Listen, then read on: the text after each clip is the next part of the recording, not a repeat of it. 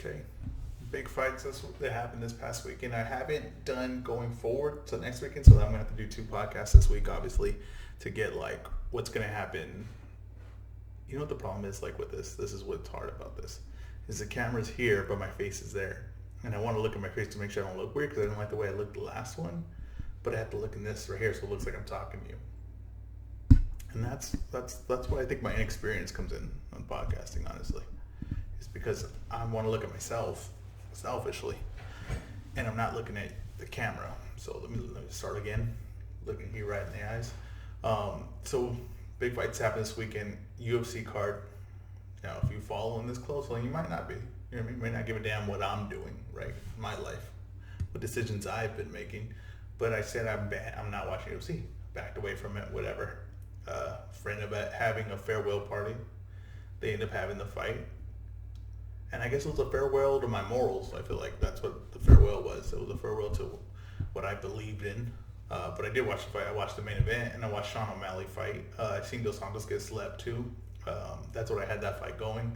I thought Sean O'Malley was going to win, but his foot turned off. It was from the leg kick. I don't know. It looks like it was. It looked like it was from like a calf kick. And he's had this injury twice, so he might be like the Steph Curry of fighting. Because, is this something with that? I believe it's the same leg, too. It was injured before. I seen a tweet that, like, at first I was, like, a little bit skeptical of what. Not skeptical, but just wasn't like, you know what I mean? It's kind of hard to be critical of him. But it was, I think it was Cody Gambrandt, and he was saying that, some guys aren't built for war. And you know what? Maybe he's right. Maybe, some guys' bodies are not built for this. And maybe that's what Sean O'Malley's going to run into. Just like injuries like that, nagging injuries. Because some guys' bodies don't recover like that. It's like every sport, you know what I mean? So there's some guys that are just injury prone. And why wouldn't fighting be the same? So maybe Sean O'Malley, that's what Sean O'Malley, like an issue he's going to have going forward. He has all the talent. I believe the injury didn't come, which if the injury came from the kick, then you gotta give all credit to that kick. But say that injury didn't come, I think he would have won that fight if he would have stayed healthy. But the injury came from a strike. If it did, right? I'm not saying it did. I seen the one strike. It happened right behind his calf, and then his ankle started acting up. So it looked like it numbed his leg right to his ankle. That is, then you gotta get credit for the strike that it landed.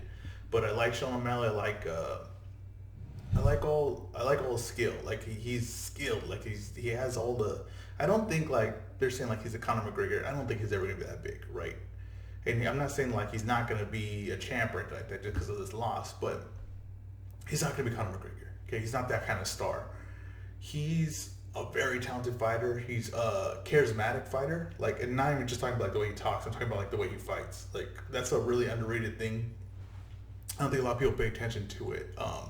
And maybe they can't see it, like they don't know what they're looking at, but like being a charismatic style and like when you fight, it's like fun to watch.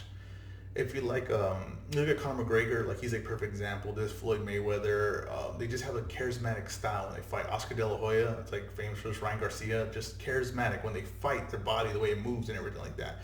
Like if you want to compare to football, Odell, right? Odell just charismatic when he moves. It's very like graceful. It looks different. It doesn't look like every other guy. It's very graceful. Michael Jordan had this. Kobe Bryant. Like these are just graceful. You know when you see them.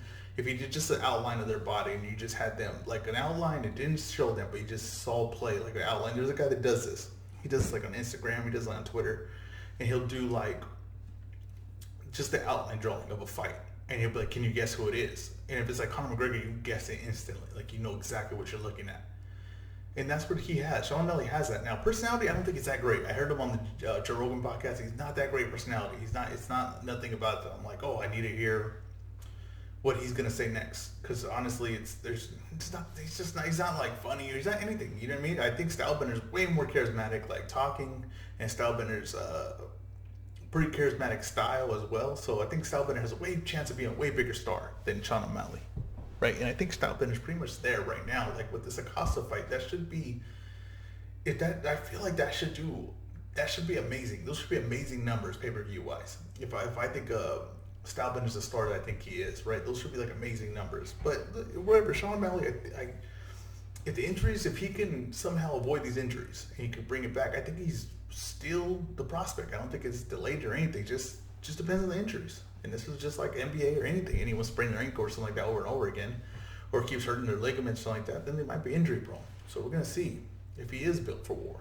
That's not a bad. That tweet aged well. As I kept thinking about it, it was not a bad tweet because that's a good point. Some guys aren't built for it. We're gonna see. There's questions of Cody's chin's built for war. To be fair, so you know what I mean. It works both ways. The Stipe fight happened. In my honest opinion, and it was a competitive fight. I'm not gonna say it wasn't competitive. Was it a good fight? Was it a legendary fight? No, it wasn't that. It definitely was not that. It was not a legendary fight. It wasn't. It was a competitive. It was fun. But those were two old guys fighting, and that's what it looked like. It looked like two old men fighting. It was slow pace. The eye pokes. They played a role. You know what I mean? They played a role. One guy's just eye poked the other guy first. Not saying like even it out or whatever, because it looked like DC's eye poke was a lot worse than Stipe's eye poke. But other than that, though, right before that, they just look old to me. The movements look old. Like there's a reason John Jones wants to come heavyweight now, right? And I guarantee it's not to fight Francis. I guarantee now John Jones said he wanted to fight Francis before, but he wanted $30 million for it, right, or somewhere around that number. That's just the rumors. Right, $30 million for that fight. That makes sense. Because Francis probably takes his head off. Right? Francis probably can take a lot of guys' head off at that thing. Because he's just so big too. Like you have the weight difference. He hits hard. And he's way bigger than you. And it's not going to be easy to take him down without getting at least hit once. And if you get him once, most likely you're done in that fight. But John Jones beats both those guys right now. Like I think DC in his prime at heavyweight gives John Jones a lot of problems at heavyweight. Because he hits so hard. But right now, slow body shots really effective to him. Just it's not the same. And Stipe, he showed his age that day too. I think they're just both. Whoever won that fight was gonna get knocked out by Francis, and it looks like that's who's up next is Francis. If John Jones somehow snakes his way to the heavyweight title shot, which he might. I mean, because UFC, they really love John Jones, and is it deserved? Is it a deserved rep that John Jones be loved? I don't really see John Jones as like a company man. He's never been really a company man. He's never really been that big of a seller, I feel like. I never feel like really a superstar in the sport, but he gets all the credit as if he is, right? But John Jones to me never was that. But he's going to go after the heavyweight title, and that will be a story because John Jones is supposedly the greatest MMA fighter of all time. And if he wins the heavyweight title, that might solidify it. But to me, the way I see it is not John Jones going heavyweight. It's John Jones running from light heavyweight. Because that's what he's doing. Because Dominic Reyes is going to beat him in a rematch. Because Dominic Reyes already beat him in the first one. So John Jones runs from the challenge of Dominic Reyes. He got chased out of the light heavyweight division. He saw two old men fight, and he said, I could beat these guys. He even tweeted it. He said, I could avoid this guy's right hand. John Jones being John Jones. But I do want to see him a heavyweight. I do want to see what that looks like. I think he'll beat Stipe right now. And I think that he would for sure beat Cormier. I don't think Cormier has any interest in taking that fight right now. I think Cormier's done. I think he's a man of his word. And I think Stipe would lose to John Jones. And if the UFC did that, that's just because they feel like John Jones at heavyweight's better for business as a heavyweight champ. Now, I think Francis deserves it. Francis has ran through everyone. Everyone. They consider a threat. He's ran through and knocked out and done in an impressive fashion. And I think that he has the hype behind him and everything. So I think Francis deserves this rematch with Stipe. I think that's a real interesting fight. I think Francis is going to win. I've been saying he's going to win since he knocked out Kane. I've been saying this guy, there's no stopping this guy right now. Right? He deserves, he's going to be champ. He learned from the first fight with Stipe. He learned from the Derek Lewis fight, and this guy's he's on a roll right now. And now let him fight Stipe. Let him be, whoever wins that, right, is deserving. Whoever wins that, right, that's a true challenge for John Jones. If Stipe beats Francis again, then that right there, him and John Jones, perfect to me.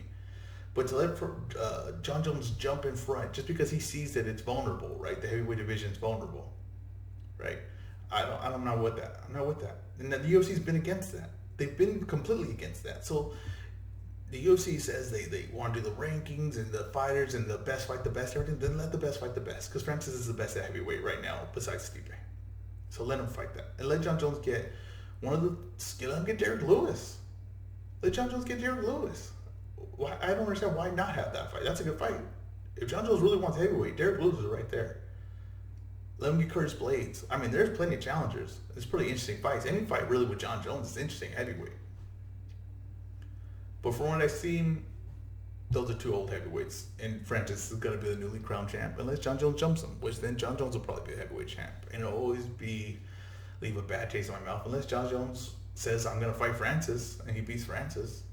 Then I'd be like, oh man, this guy is the GOAT. But he did run from Dominic Reyes. And I think Dominic Reyes is going to follow him to heavyweight eventually, right? I think he will follow him to heavyweight eventually. But he ran from that fight. There's no doubt. There was like the last podcast I said they said the two best fighters fighting this weekend in boxing were Benavidez, and I said Baracus, right? I said Baracus was, probably the best women's fighters of all time, and she lost. They lost this weekend. And it was definitely age. You couldn't tell me it wasn't aged. It was definitely age. The fighters were getting old this weekend. It was again, the fighters were getting exposed for their age, and she got exposed for her age. And McCaskill, I give her all the credit. She had all the heart, and she won. It was aggression and everything, but it was just boxing, especially, and MMA, I'm sure too. But boxing, if your age is gone, you will be exposed. You know what I mean? Like if your age is an issue and you're over the hill, it will be exposed immediately. Bernard Hopkins fought until he was 50 years old, and on his last fight, he was knocked out cold out of the ring. You know what I mean? But boxing, it takes it takes, and that's what it happened to Baracus, and it was unfortunate that's why it came to an end, because I think she never got the full credit that she deserved, or the hype or fame or all that came with being champ. But she was a legit champ, legit fighter, and she just looked slow to the step, and I don't think that she has any chance contending anymore, especially because she lost to McCaskill, who's limited skill wise. I mean, the things I liked McCaskill did was like a hard jab. She worked on the inside. She added head movement to get the inside, but other than that, there was nothing there that I was like, this is an elite fighter, right? It just was a hungrier, younger fighter who's not even that young. She's like 35 herself, but she had less wear and tear on her, as like Sergio Moro was saying. So that's what happened in that fight. The fight before that, right, there was a knockout, and in the knockout, right, the guy bumped him with his shoulder. So it was a controversial weekend for fighting, for boxing. It was a very controversial weekend, actually, for all fighting, because they had the Cormier eye poke that the ref didn't see. But so the guy lands a punch. He obviously hurts the guy. The guy's gonna go out, but he does nudge him with his shoulder, right? And so like everybody's like, well, just count that as a knockout, right? But you can't. I'm gonna tell you why. Now this is what I think should have been done.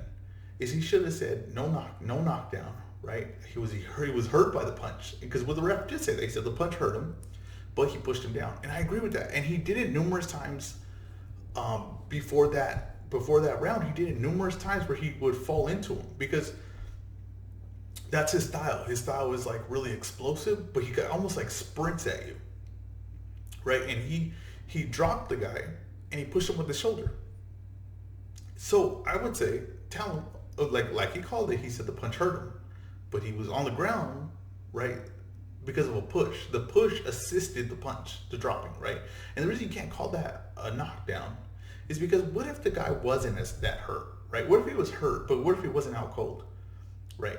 And you couldn't, so there's plenty of guys that are hurt and then they somehow survive, right? They dance around, but they're all off their legs and everything, but they still stay up, right? Well, I would just push him over, and then I was able to, yeah, my punch hurt him, but I pushed him over, so you have to count that as a knockdown. You can't do that, because then everyone would just push the guy over when he's hurt like that. So there was a chance he was going to get back up.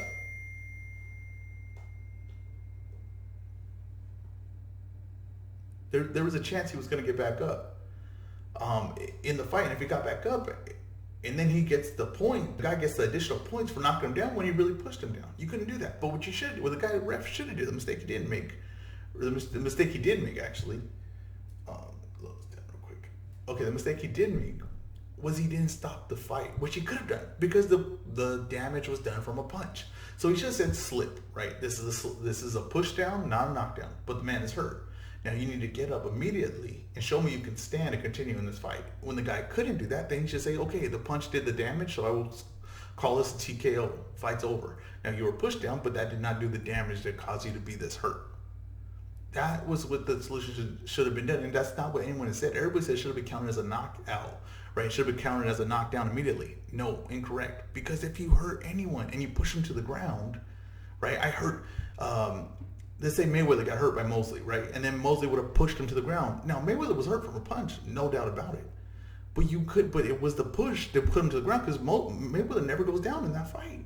He holds himself up, and that's an important thing in a close fight. You could not do that. So the ref handled the first part correctly. That was a push that knocked him down the ground, right? Now, whether the punch would eventually put him down and he didn't need that push, it didn't matter. The push, it definitely happened, and the guy went down due to the push, right? He was definitely hurt, but there was a push there.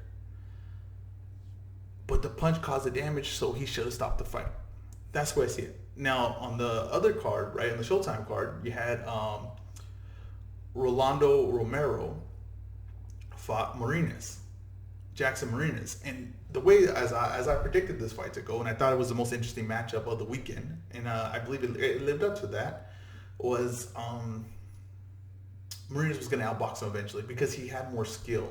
And Rolando doesn't have any levels to his game besides what he brings. And he's tough, he's aggressive, and all those things. But at that high level, right, Marinas is gonna class is gonna show over time, and that's what it did. Marinas started showing class over time, and he dominated the fight. It was a clear win for him, but not to the judges, right? Not to the judges' eyes. It wasn't. Yeah, there was judges that gave basically every round to Romero. It was a robbery, and I don't like to usually say fights are fixed, right? Because I usually don't think fights are fixed. I think it's perspective, right? And you have a judge on each side of the ring seeing a different perspective than what we're seeing when we're watching through a camera, right? Which I think every judge should watch the fight through the same angles that we're seeing. But they're watching it, they're looking at it, they're right next to it. They're hearing the shots, they're hearing the crowd. There's no crowd, but that's what usually happens in these fights. And then I would say, perspective throws it off. You know, I've been off on a few, like, where I don't agree with people who won the fight, whatever. So I know that could happen. This one was a robbery. This one was a fixed fight. It has all the makings of a fixed fight. There was no way you could give Romero. There's no way you could give Romero 8 rounds of that fight. No way. Okay, and there were judges that had that, or if not more. This was a fixed fight. This was fixed by Mayweather. This was fixed by the money team. This was fixed by PBC. That was a fixed fight. That's what you see, and you have to call it out. And we have to start judging these. We have to start putting grades on these judges. So when you know that hey, this judge is going to do it, that's an A+ judge. This is a B judge. This is a B- judge. He doesn't get title fights because he's a B- judge. This is a C judge. He doesn't get pay-per-view fights because he's a C judge. We have to start grading them. They have to be a grading system. They have to be held accountable. This is the only way you're going to change it is you have to grade them, because if they fix a fight and they say, I'm going to accept money to be fixed a fight, right? Well, your grade's going to go down. And if your grade goes down, you're no longer going to get those fights. It's not even debatable. You will no longer get those fights. So you can no longer fix fights like that. This is a terrible, terrible robbery to a guy that it always happens to a guy like Marinas, who doesn't have the name, doesn't have the following, doesn't have the promoter behind him, right? And all he did what we asked for him to do as a fighter, he did. Came prepared, made weight, performed, put on a show, won the fight, wasn't boring. Action, landed shots. He did everything we asked for him, behaved like a fighter, and we took it from him. It always is a guy like Marinas. It's never Pacquiao.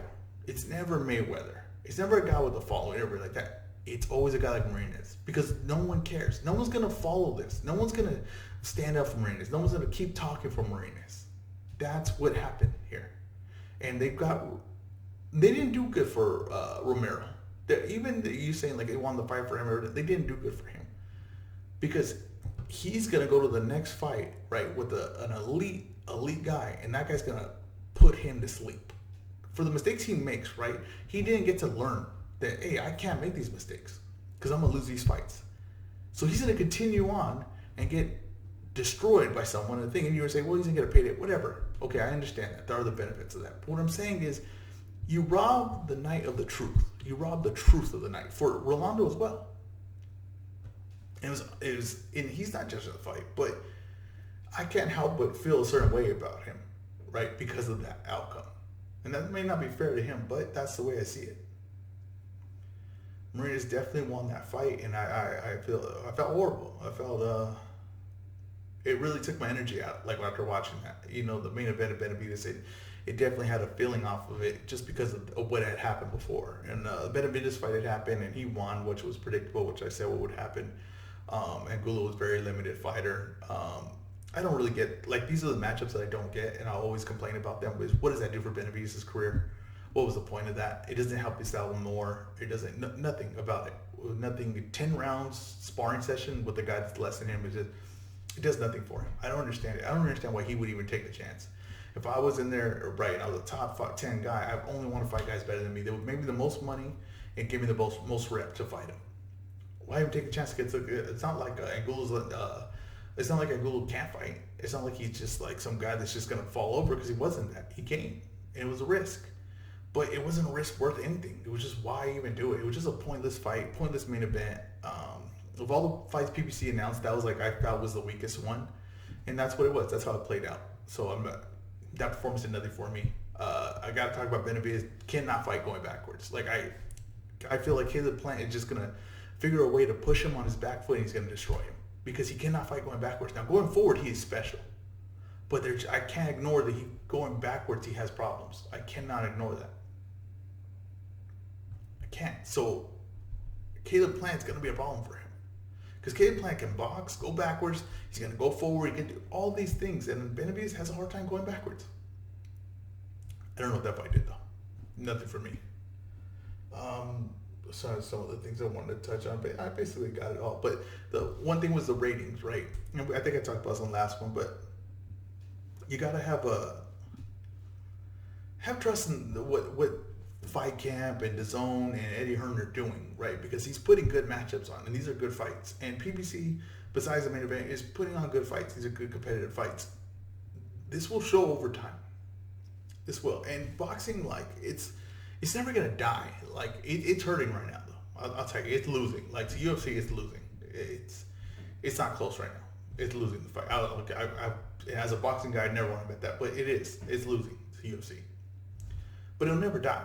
All that will happen is just it'll market correct, and the market correct will be these guys no longer they're not going to make money no more to have these average fights, right? They're not going to no one's going to watch anymore, and then they'll sell to a guy like a Dana White type guy that will just buy it all up, and then he'll have all the fighters, and then people will come to watch that. So as a fan, I'm not too worried about, like, I don't care about this guy. I want the fighters to make money, but I don't care about the business Top Rank making money. I don't care about that. What do I care about that? I don't care about that. I know that if they get out the game, then someone else will come in and buy these fighters, and then they'll own all the fighters, and that'll be better for boxing.